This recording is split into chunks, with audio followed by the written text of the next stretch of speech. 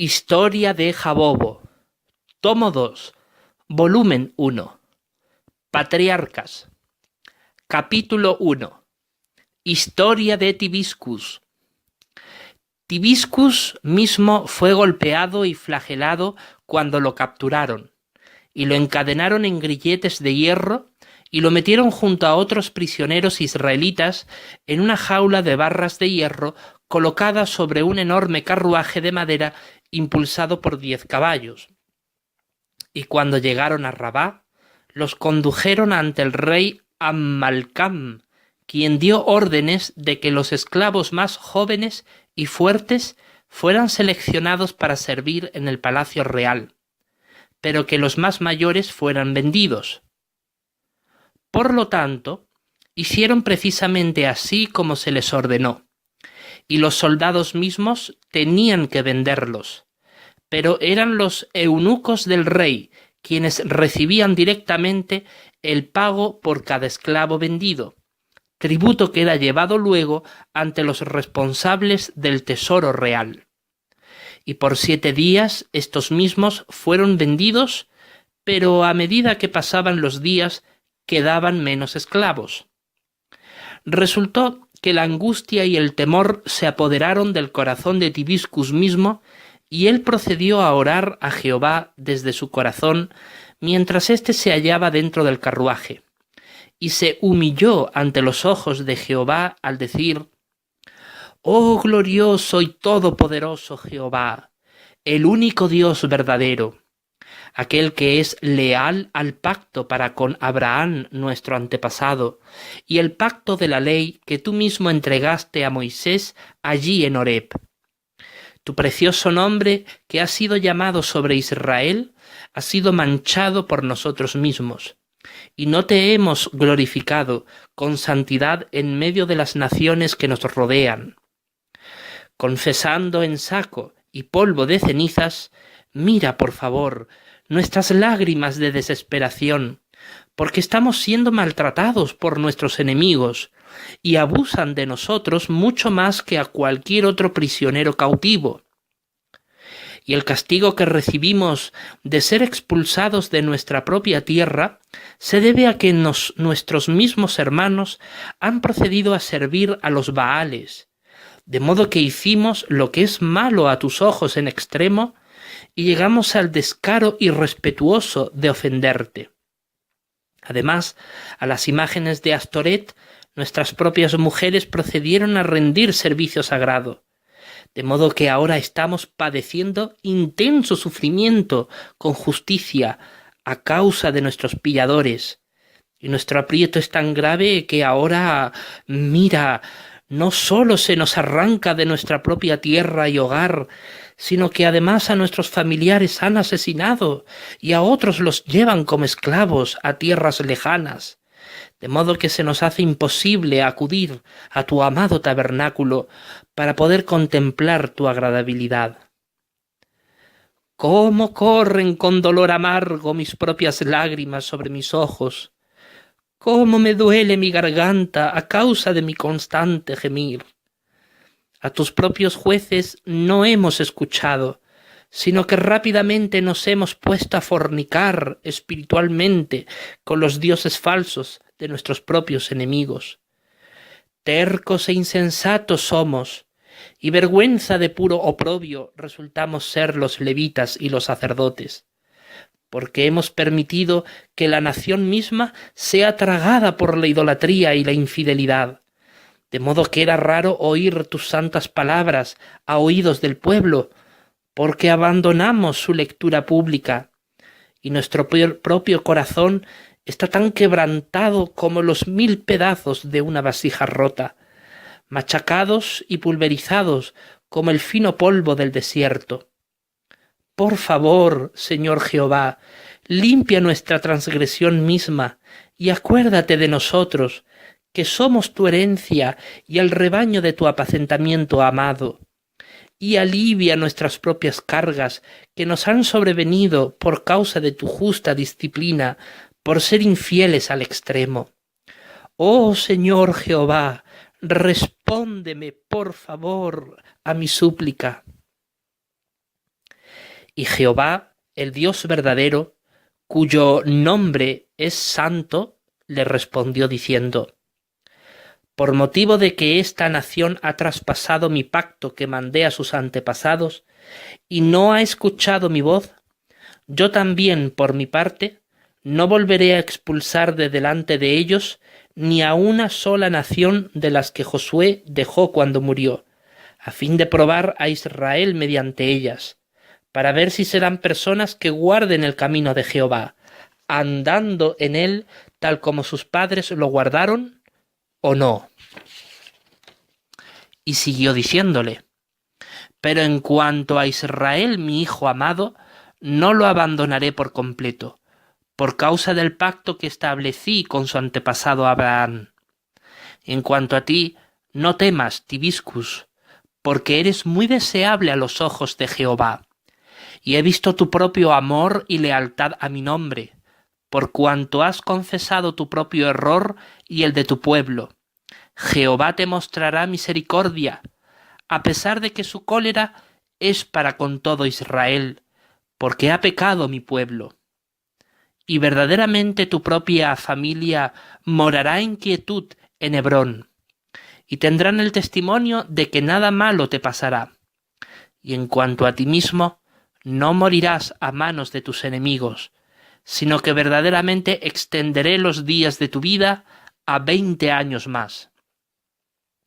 Y has de tener la perspicacia de que por tus propias entrañas procederán muchos más reyes de los que te antecedieron,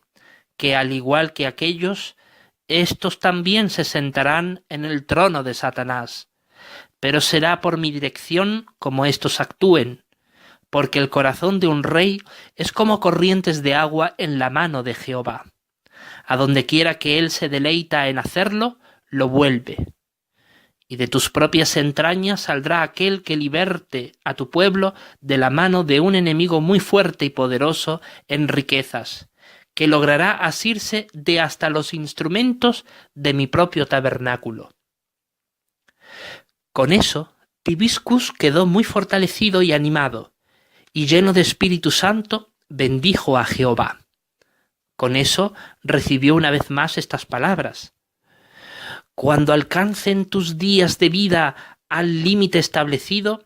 serás reunido en la sepultura de tus antepasados, porque desde Gobrias hasta tú mismo tendréis reservada vuestra porción en el sistema de cosas venidero. Ahora bien,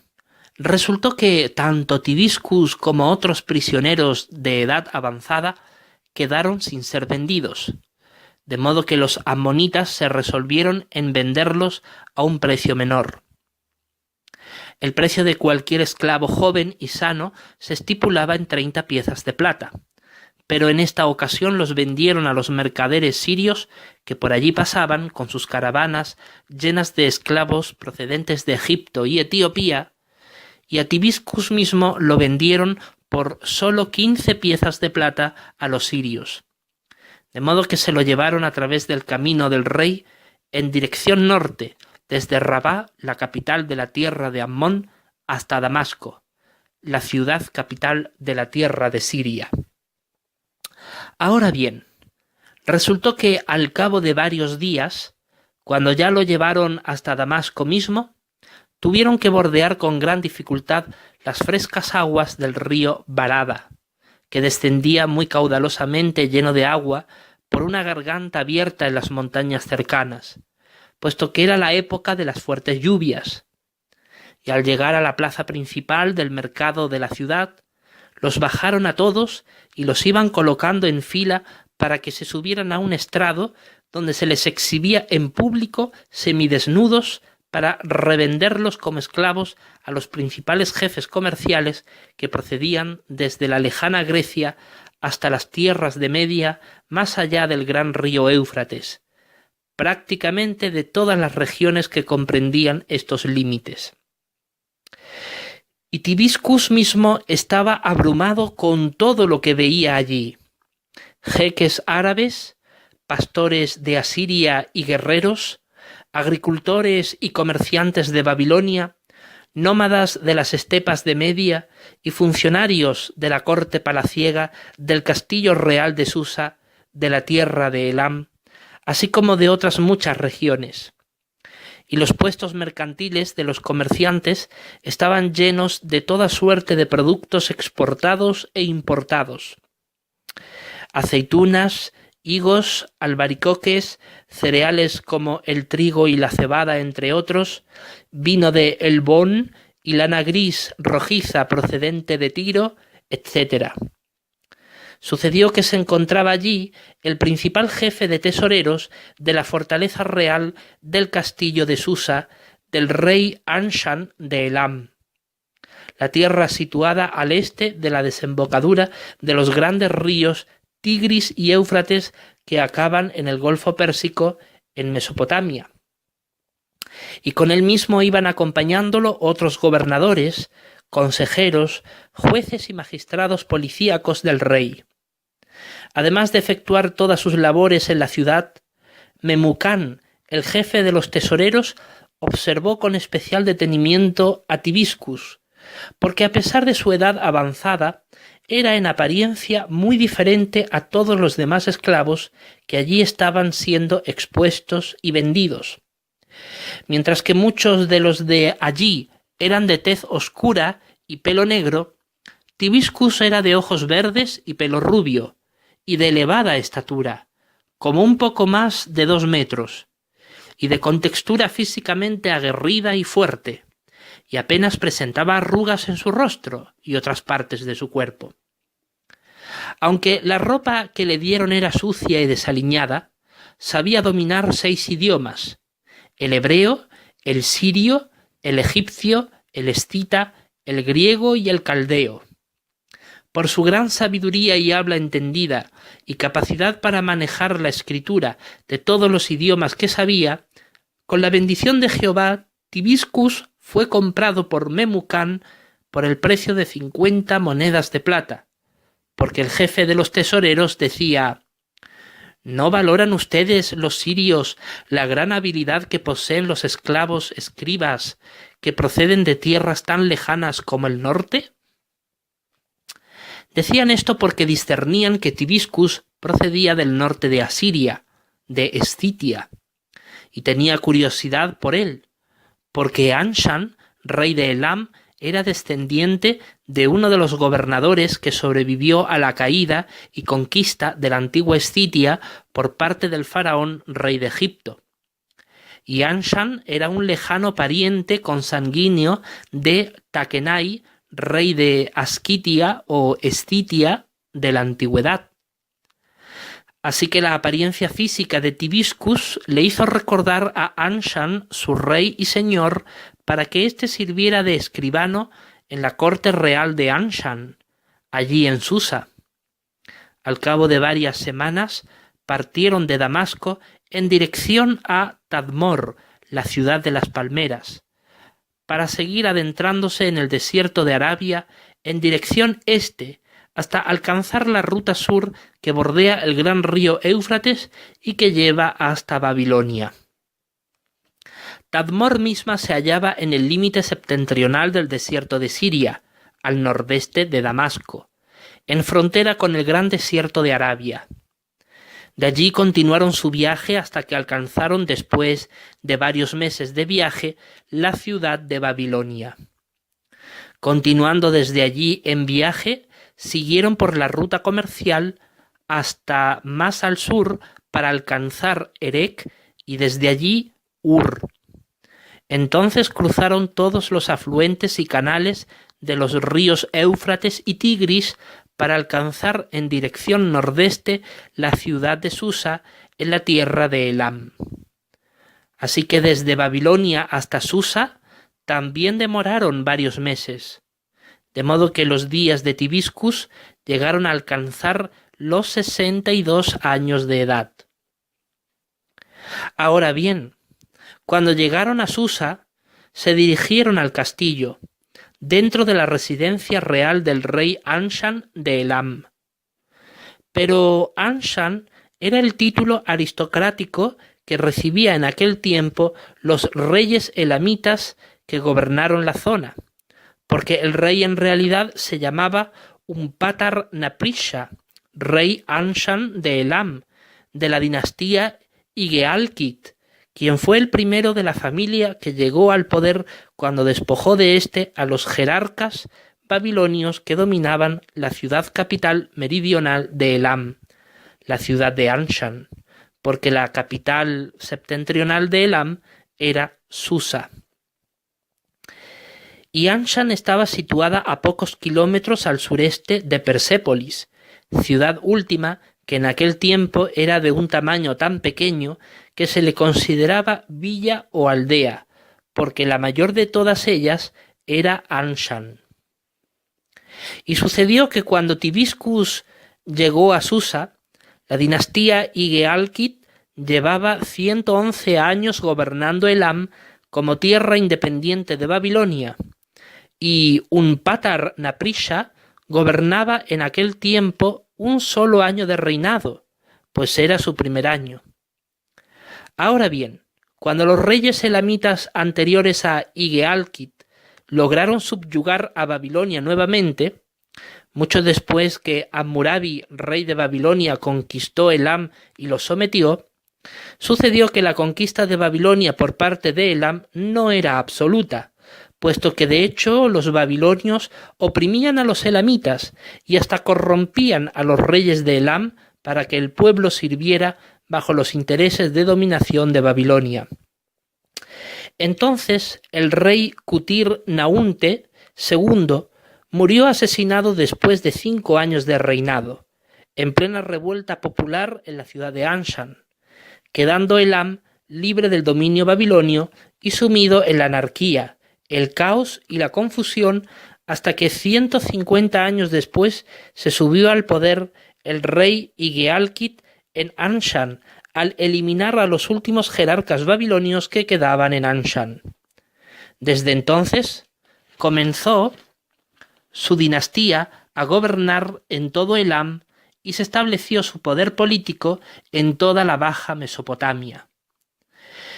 Y el rey Igealkit era descendiente de uno de los gobernadores que sobrevivió a la caída y conquista de la antigua Escitia por parte del faraón rey de Egipto. Su antepasado, uno de los gobernadores de Escitia, fue llevado como esclavo a Elam porque los egipcios lo habían vendido a estos. Y después de 208 años provino Igealkit. Y resultó pues que, al igual que Tibiscus, el rey Unpatar Naprisha también tenía cierto parecido con los habitantes que pueblan las lejanas tierras del norte, de Escitia. Ahora bien, resultó que cuando llegaron a Susa, que estaba situada entre los ríos Kerja y Dez, Tibiscus pudo observar cuán grande era la ciudad,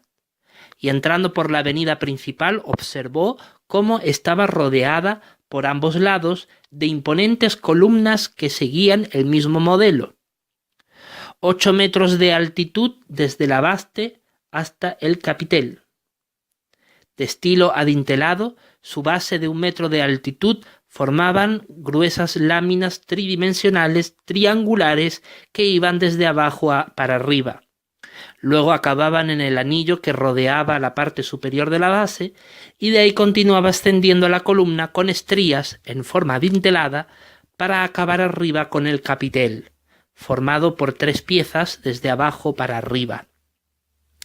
La primera parte estaba formado por 12 hojas de loto perfectamente tallados en piedra y que iban una al costado de la otra rodeando el grueso de la columna y en dirección arriba-abajo.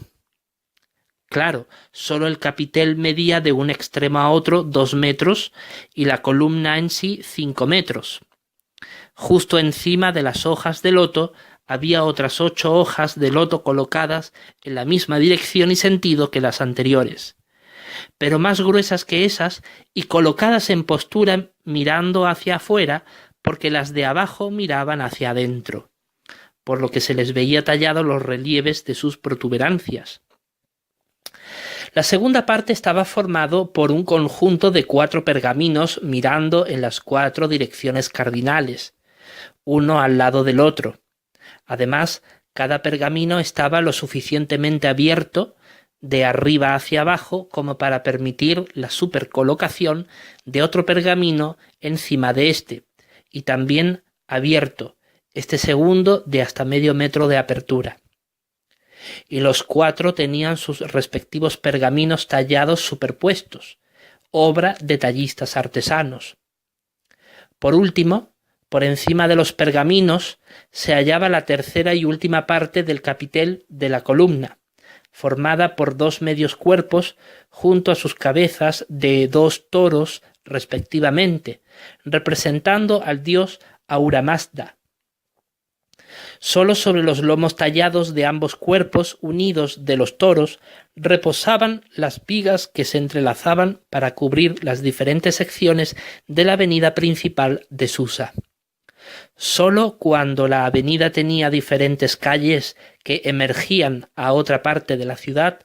las columnas sostenían la cobertura de madera, y cuando no, solas quedaban las columnas a lo largo de la avenida.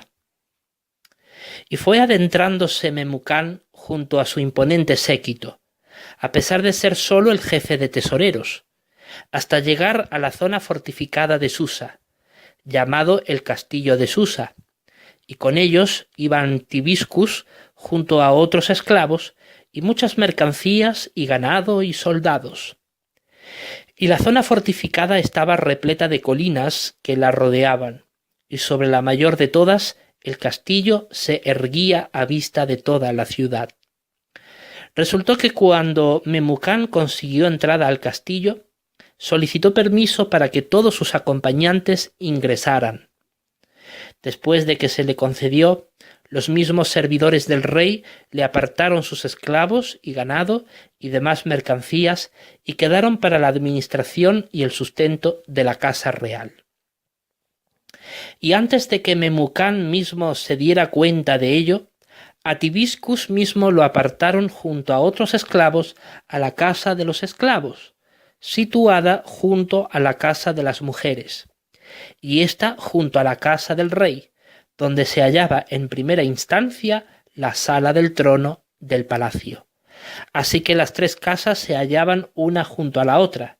y cada una daba su fachada a un solo lado del gran patio, y en el que quedaba libre daba directamente a la entrada y salida del gran castillo.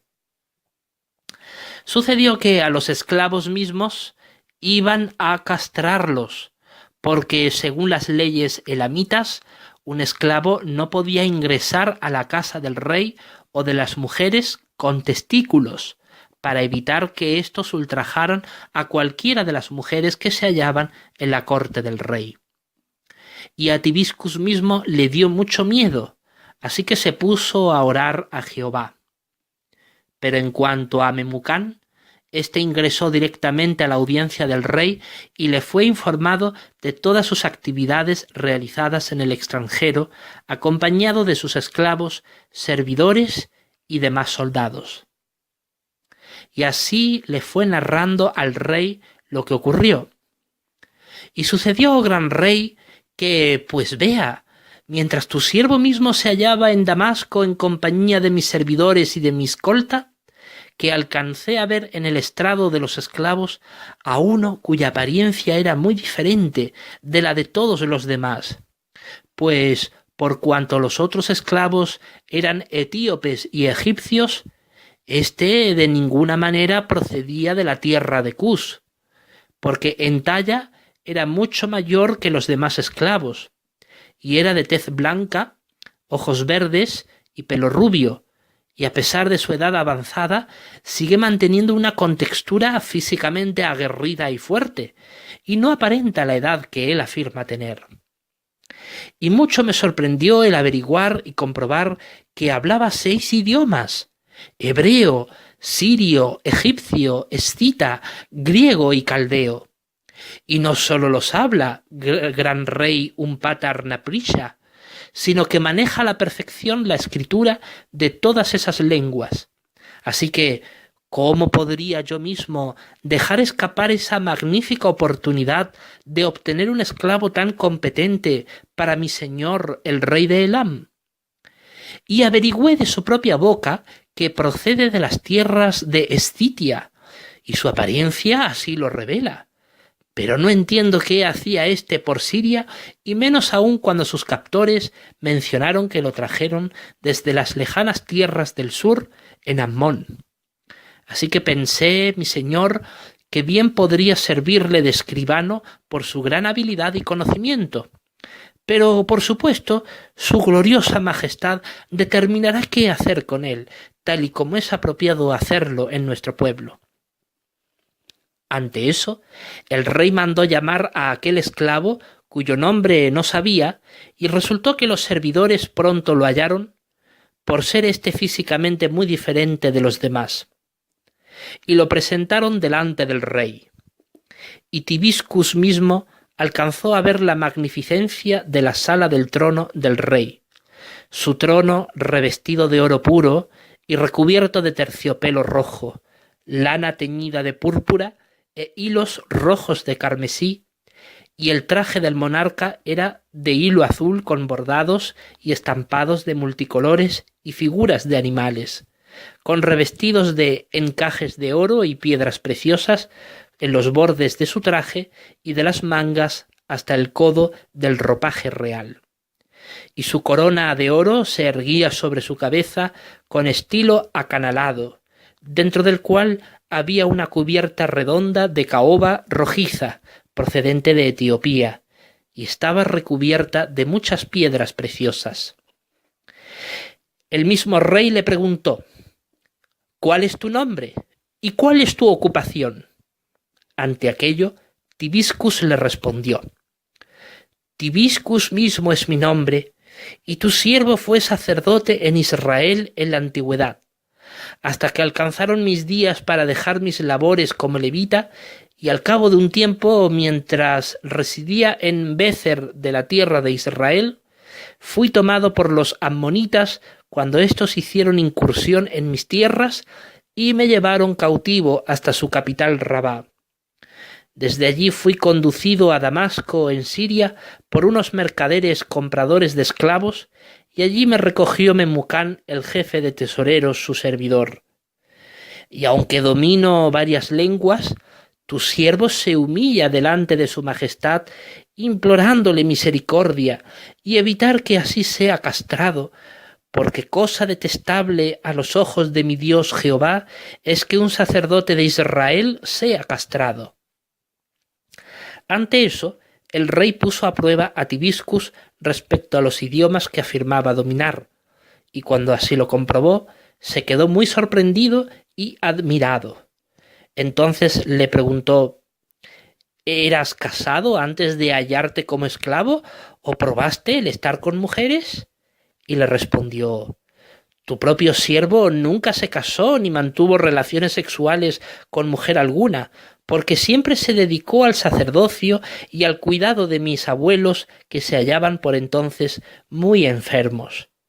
Y ahora a tu propio siervo le ha venido la calamidad misma, por cuanto no sólo dejó de ser sacerdote, sino que ha parado en una tierra totalmente extraña y alejada de mi familia y de mis antepasados, como un simple esclavo. Y ahora no soy mejor que mis antepasados, sino peor que ellos mismos, porque mi tatarabuelo fue Gobrias, el hijo del poderoso rey Olcanai de Escitia, y él mismo estaba destinado a ser el siguiente gran rey, hasta que llegó el rey de Egipto y se lo llevó a él y a muchos de mis antepasados, quienes eran conocidos y servidores de Gobrias como esclavos a su tierra,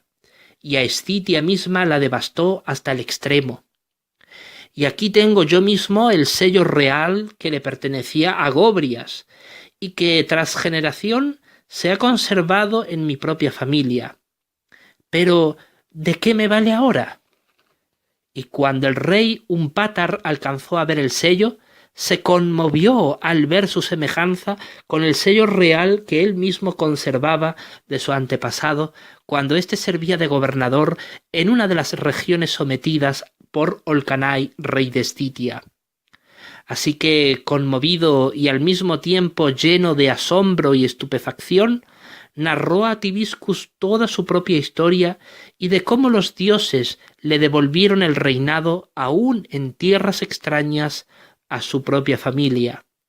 Así que juró ante Ahura Mazda, dios de los elamitas, que él mismo protegería de la mano de cualquier abusador a Tibiscus y que lo libraría de ser castrado. Aunque el rey atribuyó a dioses que nada valen su propia posición y el encuentro con Tibiscus, fue de la mano de Jehová Dios el Todopoderoso que se hallaba detrás de todo esto. Y porque las leyes elamitas no consentían el que un esclavo o escribano soltero permaneciera sin ser castrado dentro de la casa del rey, el propio rey ordenó casar en matrimonio a su hija Asuera con Tibiscus, pero para ello tuvo que excluirla de tener ella participación en el linaje real. Y así fue como Tibiscus vio cómo le respondió Jehová en cuanto a librarlo de ser castrado.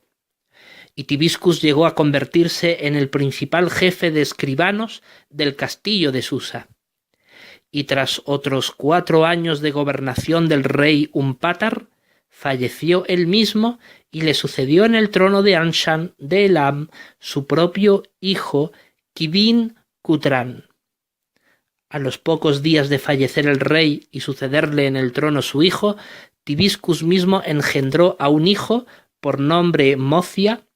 cuando él mismo contaba a la sazón 66 años de edad. Y el niñito continuó creciendo delante del nuevo rey, y hallando favor a sus ojos, y a los de sus padres, y ante Jehová Dios, y toda la corte también. 15 años después murió Tibiscus a la edad de 81 años, allí en el castillo de Susa, y su hijo le sucedió en el cargo como jefe de escribanos, y su madre le ministraba.